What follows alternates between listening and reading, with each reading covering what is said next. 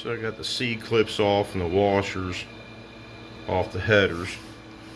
And for the life of me, I can't believe how easy all these bolts turn.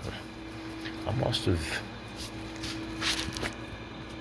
used anti-seize on all the bolts.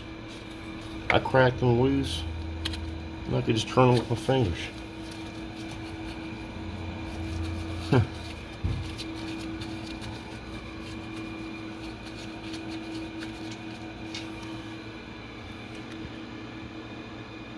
Oh yeah, there's anti-seize. Unfucking real. Praise the Lord, man. Hallelujah.